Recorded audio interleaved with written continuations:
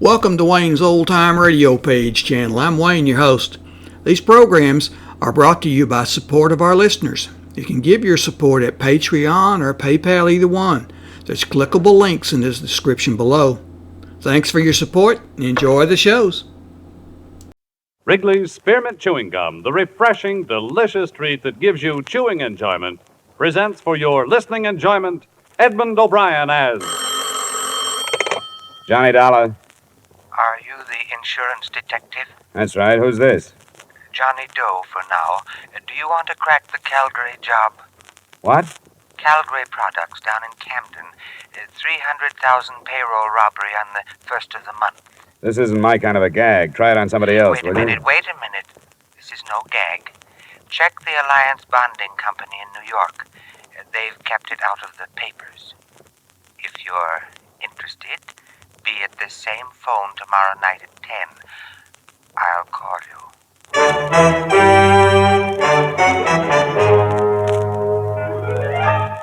the makers of Wrigley's Spearmint Chewing Gum bring you Edmond O'Brien in another adventure of the man with the action-packed expense account. America's fabulous freelance insurance investigator. Yours truly, Johnny Dollar.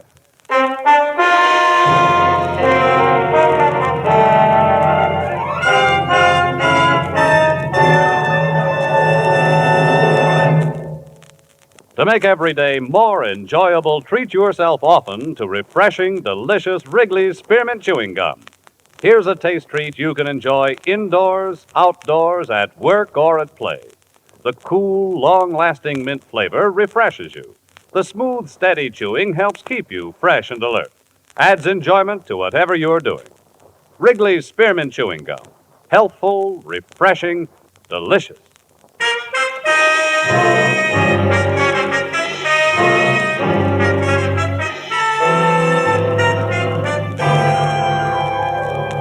Expense account submitted by Special Investigator Johnny Dollar to Alliance Bonding Company, New York City, New York. The following is an accounting of my expenditures during investigation of the Calgary Matter. Expense account item 1, $10.50 transportation from my Hartford apartment to Alliance's Manhattan office.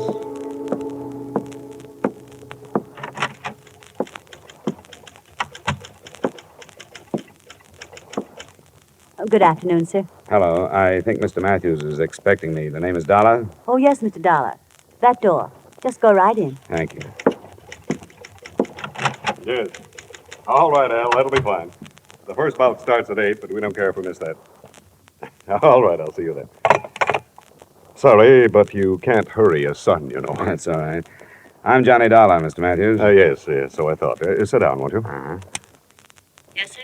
I don't want to be interrupted for the next hour, Miss Mills. Yes, sir. Mr. Dollar, do you put any stock in that telephone call? Oh, I haven't any idea. I don't know anything about it. I've done a lot of thinking since you phoned me about it, and of course there's nothing for us to do except to follow it up. But I can't help wondering if this man isn't a crank of some kind. Well, that's what I thought, too, until you bore him out by telling me there'd been a robbery that had been held from the press. Why has it been kept a secret? Well, all concerned thought it was the best idea, and there's a possibility that the group involved is the same one that carried off the Brink robbery. But any publicity would only give away our hunch that the same gang pulled both jobs. What makes you think the Brink crowd might have pulled this one? Because of the way it was executed. Simple perfection. The knowledge the criminals had of our operations. You see, one of our armored cars was to deliver a cash deposit to the Barton Bank in Camden to cover the Calgary Products payroll. The truck simply didn't arrive. It was found later, wrecked and empty.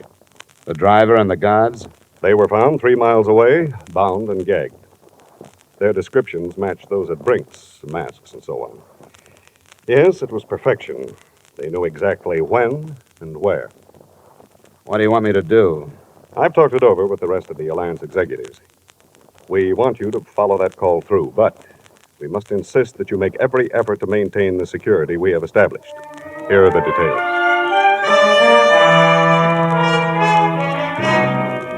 Expense account item 2, same as item 1, transportation back to Hartford.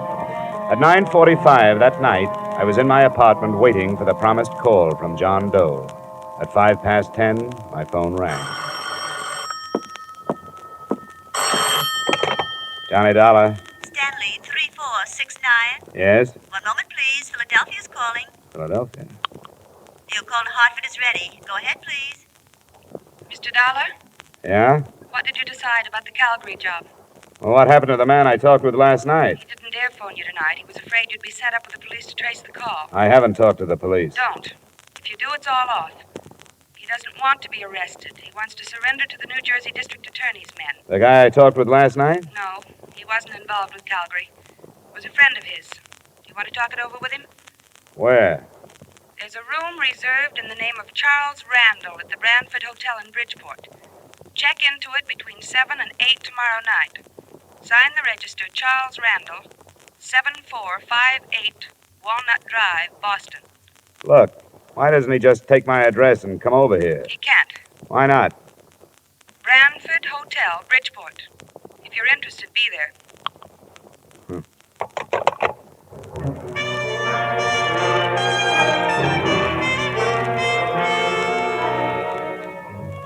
Expense account item 3, $5, mileage to Bridgeport and the Brantford Hotel. It was a weathered frame building in the Harbor District. I felt conspicuous walking across the lobby to the desk because I was the only man in sight who was wearing a tie. I wondered, since I was so out of place, why that address had been picked for a meeting that I assumed was not supposed to attract attention. My room was in the rear on the ground floor. I'd no more than opened a single window to air the room of the traces left by its previous tenant when I was signaled to the door.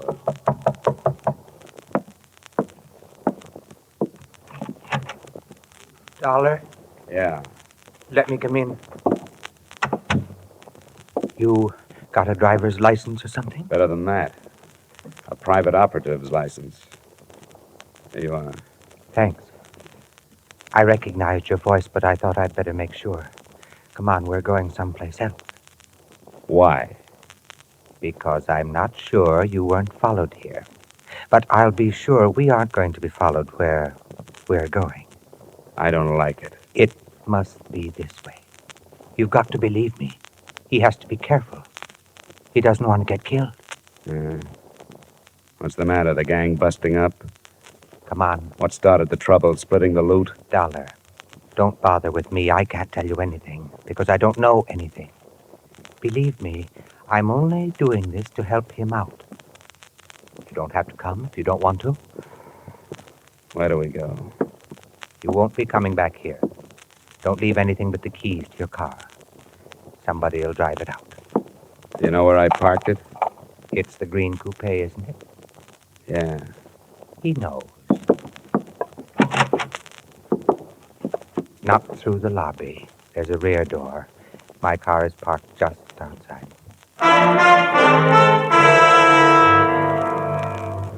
We drove without speaking, crisscrossing town and backtracking until he was satisfied there were no followers, and then out of town in roughly an easterly direction, following the shore of Long Island Sound.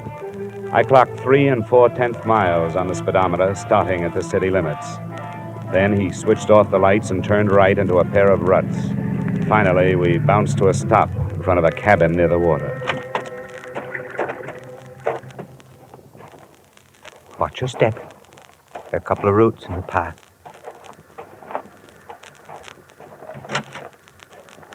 Did he come? He's here. Good. You wait in the car, will you? I don't think it'll take long. The first thing that impressed me as I walked past her into the single room was her youth. She didn't look much over 20. In spite of rather nondescript short brown hair and a band of freckles across an Irish nose, she was attractive. She was very small, and her violet eyes were very frightened. I'm glad you've come. Where's the man I've come after? He left. He decided at the last minute that it would be better if he didn't meet you tonight. Look, I've had enough. I don't play this way. I don't like to be made a fool of. But you aren't. Please be patient with us. I've been patient, and all I've gotten for it is some vague phone calls, pointless instructions, and a meeting in a crummy hotel that's right out of Dime Detective. I've had enough. Please help us. How can I help you when you don't give me anything? I don't know anything. And how can I help somebody who runs away? As far as I know, he doesn't even exist. I'll show you.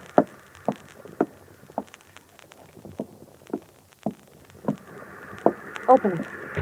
His share of the Calgary money's in it. But if you can take the wrappers off. I can take this with me? Yes. I don't get it. Does it matter? He wants to give himself up. Why this way? I told you on the phone. He doesn't want to be arrested in this state. He wants to go directly to the district attorney's office in New Jersey where the robbery was committed. He'll turn state's witness? Yes. But he has a demand. Promise of immunity. It won't work. Any promise like that destroys the value of testimony. Might even bar it from the trial. It's been done. It's never promised. You'll have to take his chances on that. It doesn't have to be public. You can try, can't you? Sure, I can try it, but I won't get it. Anything else? Yes. He wants to be placed in protective custody until after the trial. How many other men were in on the job? He wouldn't tell me. I can't tell you anymore. Will you go to New Jersey? I'll have to have 2 days. I may not be able to see anybody tomorrow. All right. You'll call your Hartford number both nights at 10. You'll have to go now. Please do your best.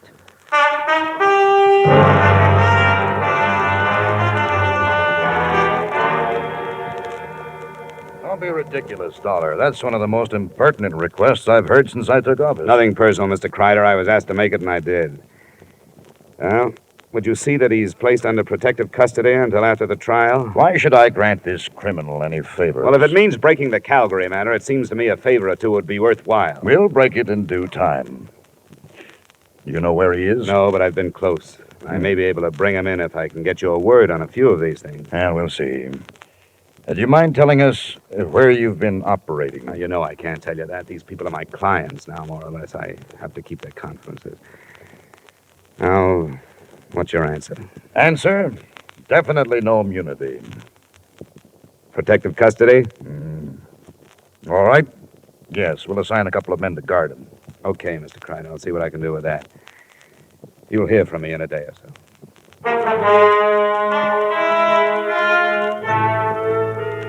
Expense account items 4 and 5, $40 traveled from New Haven to Trenton, New Jersey, and from Trenton back to Hartford. I reached home too late for the phone call that first night, but it came the next, promptly at 10, from Boston this time.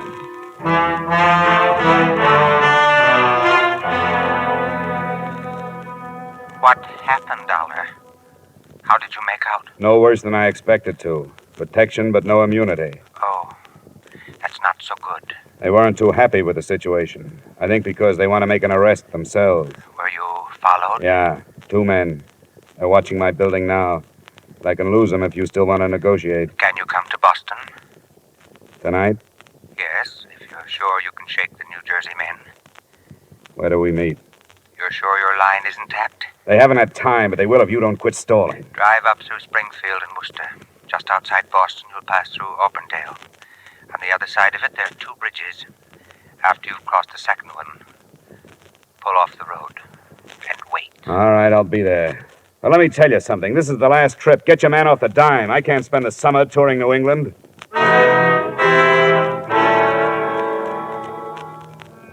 I slipped out of Hartford, found the second bridge beyond Auburndale, pulled off the road, and sat there, listening to the night. I sat there for an hour before anything happened.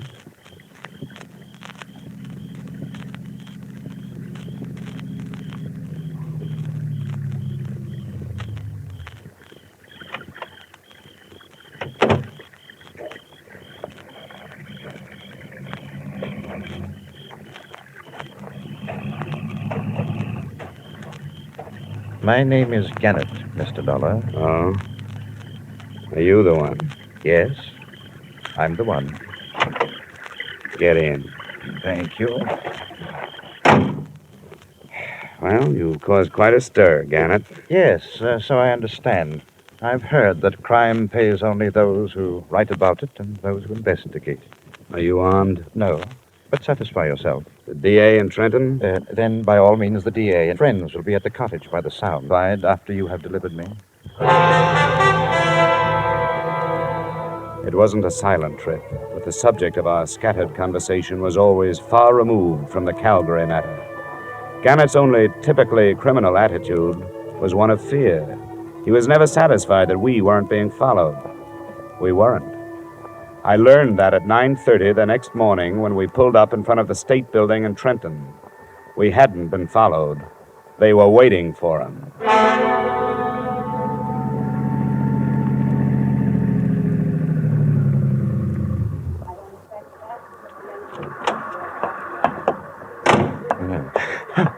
Al, no, don't.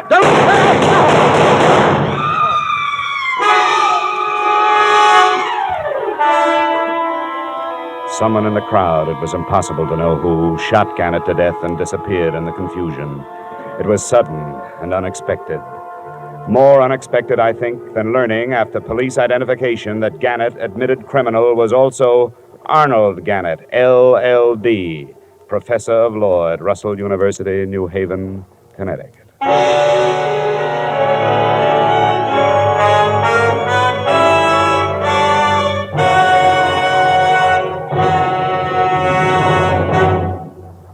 To make every day more enjoyable, treat yourself often to refreshing, delicious Wrigley's Spearmint Chewing Gum. The lively, full-bodied, real mint flavor cools your mouth, moistens your throat, freshens your taste. And the chewing itself gives you a little lift, helps you keep going at your best. So for real chewing enjoyment that's refreshing and long-lasting, always keep Wrigley's Spearmint Chewing Gum handy. Healthful, delicious Wrigley's Spearmint Gum will make every day more enjoyable. And now, with our star, Edmond O'Brien, we return you to the second act of Yours Truly, Johnny Dollar.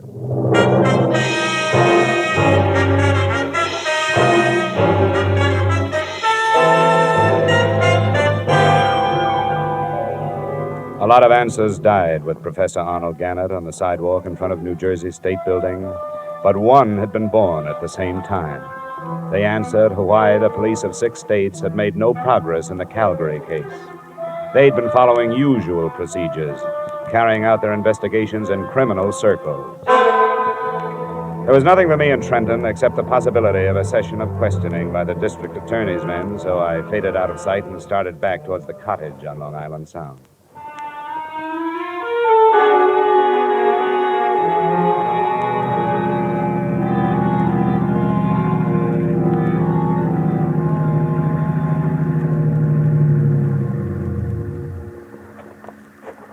Hello?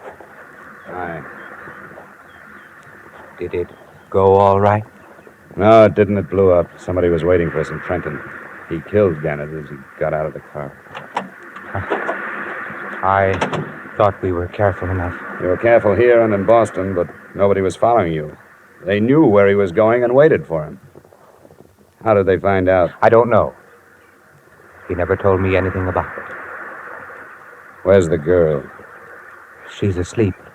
She stayed awake all night. I don't know what this is going to do to her. She's his wife. She'll have to know. You're right. It'll be in the papers tomorrow, won't it? She was going back to New Haven in the morning. But I can't do it. I don't want to go in. I think you'd better. I don't know who you are, and so I don't want to lose track of you. Come on in with me. Very well.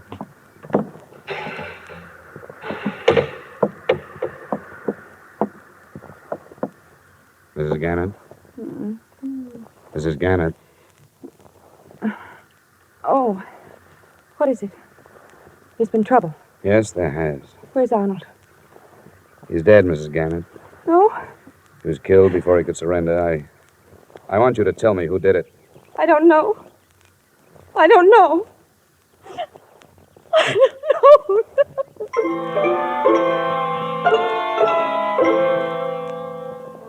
I gave her an hour to get hold of herself.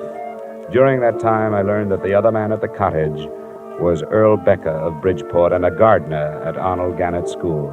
Enclosed, please find a copy of his statement. I'd known Arnold Gannett since he was a student at Russell University. We got to be good friends when we started to fish the Sound together. We didn't have anything else in common. But that sort of thing draws men together.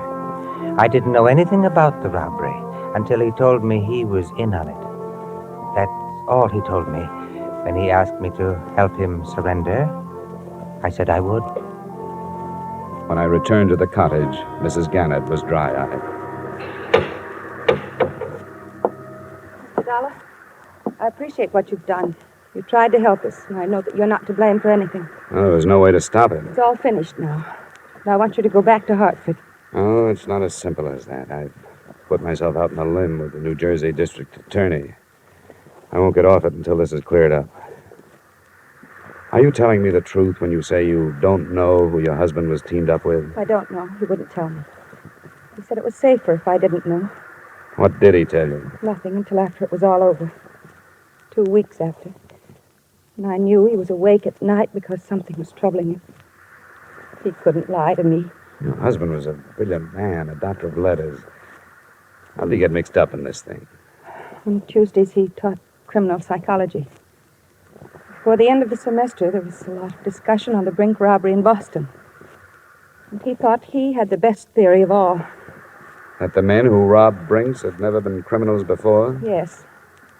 And were able to come back to their respectable lives and hide in them. Did he offer that theory to his classes? No.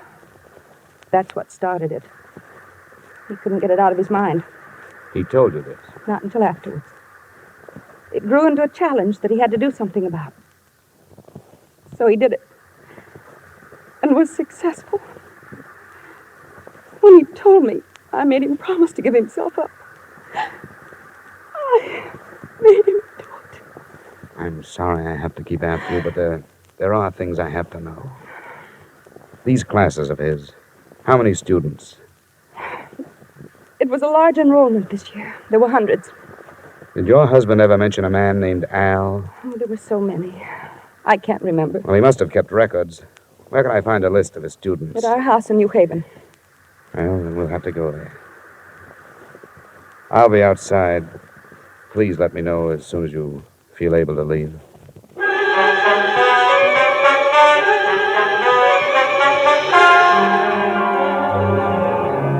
By now, the time element had become important. I knew that before long, the police would be swarming into Gannett's house and make my search impossible. I also knew I'd be dragged back to New Jersey for questioning. On the way into town, I tried to get some more information from Mrs. Gannett, but no luck. She apparently knew nothing of her husband's actions. It was 6 p.m. when she opened the door of Professor Gannett's office. Across one wall stretched a row of file cabinets, his records and lists of students.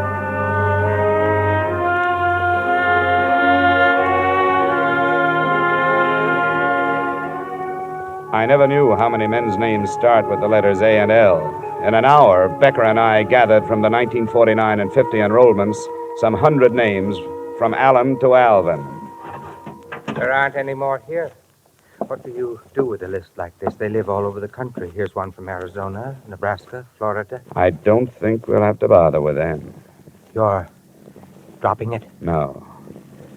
I think I've found it. Which one? Hey, that car. Check the window, will you? See if it's police. Yes, it is. I can't talk to them now. Show me the back way out of here, will you? This leads to the hall. What shall we tell them? Well, don't lie yourself into a trap. Tell them I just left. You don't know where I was going.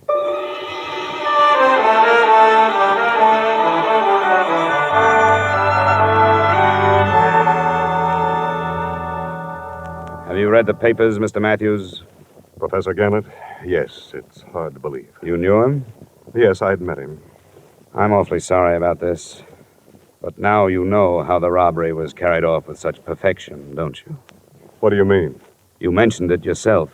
They knew exactly where the armored truck would be and when. Your son Albert was a student of Professor Gannett's. What are you intimating? Well, there are thousands of students at Russell. I don't know of any other who has connections with the company that was robbed. I won't stand for this. The crime was committed because of a fixation Professor Gannett had about the Brink robbery. He felt he had to prove that respectable people could commit a crime and get away with it. He did it. But he couldn't have without knowing where your truck was going and approximately when it left New York. Where is your son? Strangely enough, this possibility had crossed my mind, too, but I just can't believe it. Where is he? He's in his room, packing for a canoe trip up in Vermont. Which one is his room?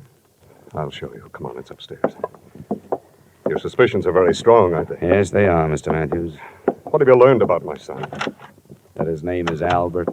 Then there is no proof. I don't know. I want to find out. But he would have no reason to do anything like this. I have always given him everything he wanted. But he's a brilliant boy, much too intelligent. Here's his room. Al, Yes, Dad? What is it? may we come in? Well, I was just finishing... Oh, I'm sorry. Al, this is Mr. Dollar. I'm the investigator working on the Calgary matter. Oh? Well, excuse the room. My stuff's all over the place. I'm going up north. Where were you this morning at 9 o'clock? Why, What is this? Where were you? I don't see that it makes any difference. It does. Because I was with Professor Arnold Gannett at 9 o'clock.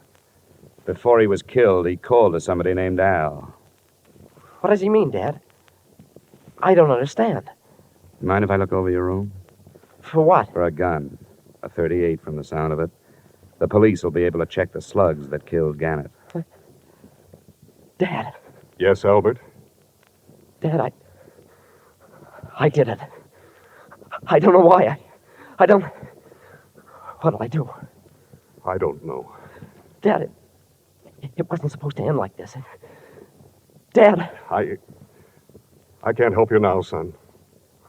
All right. All right, then I'll get away. No, you don't. It's no use. Get away from me. Oh. I'm sorry, Mr. Matthews. Yes, Mr. Dollar. I'm sorry, too.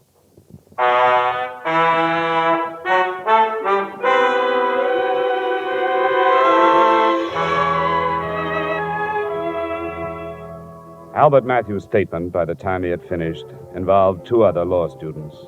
They, too, were from families that should have not included criminals. And I wonder if Professor Gannett's unsuccessful experiment doesn't mean that the Brink robbery, $2 million, wasn't committed by persons now hiding behind respectable lives. Expense account total, $1,180. Yours truly, Johnny Dollar.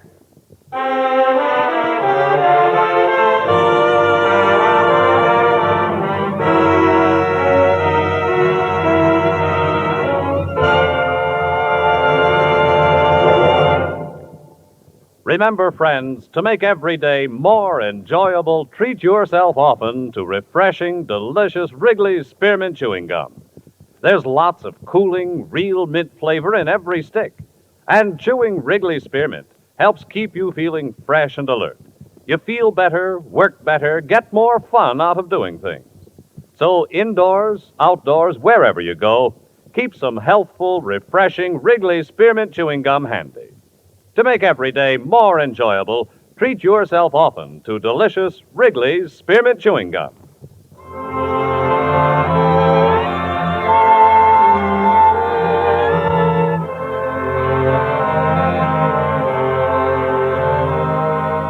Yours truly, Johnny Dollar, brought to you by Wrigley's Spearmint Gum, stars Edmond O'Brien in the title role, and is written by Gil Dowd and David Ellis, with music composed and conducted by Leith Stevens. Edmond O'Brien can soon be seen starring in the Columbia Pictures production 711 Ocean Drive. Featured in tonight's cast were Ted Osborne, Florence Lake, Bill Boucher, Virginia Gregg, John Daner, and Terry Kilburn. Yours truly, Johnny Dollar, is produced and directed by Jaime Del Valle.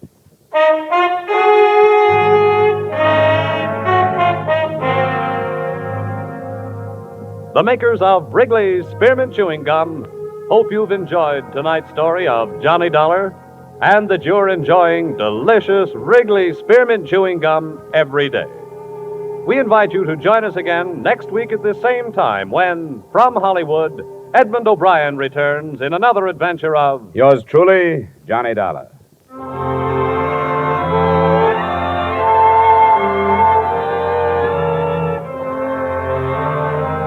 Bob Stevenson speaking. This is CBS, the Columbia Broadcasting System.